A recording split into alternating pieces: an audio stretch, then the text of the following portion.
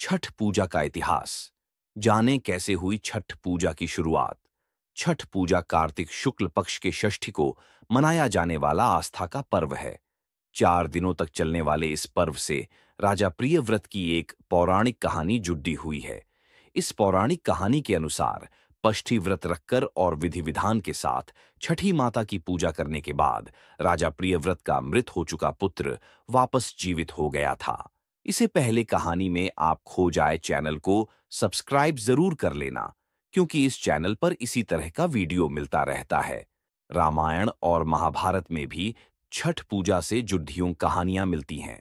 छठ पर्व या षष्ठी पूजा कार्तिक शुक्ल पक्ष के षष्ठी को मनाया जाने वाला एक आस्था का बड़ा पर्व है। दिवाली के 6 दिनों बाद छठ पूजा की शुरुआत होती है। इस साल छठ पूजा 5 नवंबर से नहाय खाए के साथ शुरू होगी।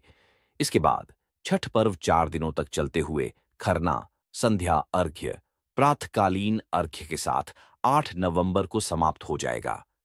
छठ पूजा की शुरुआत कैसे हुई, इसका जवाब हमें कई पौराणिक कहानियों में मिलता है।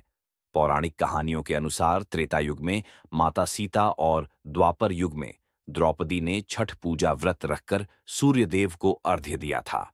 आइए विस्तार से जानते हैं छठ पूजा का इतिहास और छठ पूजा की शुरुआत की कहानी। राजा प्रियव्रत के घर में मृत संतान का हुआ जन्म। पौराणिक कथा के अनुसार राजा प्रियव्रत बहुत दुखी थे, क्योंकि उनके कोई संतान नहीं थी। उन्होंने महर्षि कश्यप को अपनी समस्या बताई। महर्षि कश्यप ने उन्हें पुत्रेष्ठ यज्ञ कराने की सलाह दी। यज्ञ के दौरान आहुति के लिए बनाई गई खीर रानी मालिनी को खाने को दी गई। खीर खाने से रानी गर्भवती हुई और उन्होंने एक पुत्र को जन्म दिया, लेकिन दुर्भाग्य से बच्चा मृत पैदा हुआ। देवी पष्ठी की कृपा से प्राप्त हुआ पुत्र राजा प्रियव्रत पुत्र के शव को लेकर श्मशान घाट गए और दुख में डूबकर अपने प्राण त्यागने ही वाले थे कि तभी ब्रह्मा जी की मानस पुत्री देवी षष्ठी प्रकट हुई। देवी ने राजा से कहा, मैं सृष्टि की मूल प्रवृत्ति के छठे अंश से उत्पन्न हुई हूं, इसलिए मेरा नाम षष्ठी है। तुम मेरी पूजा करो और लोगों में इसका प्रचार प्रसार करो।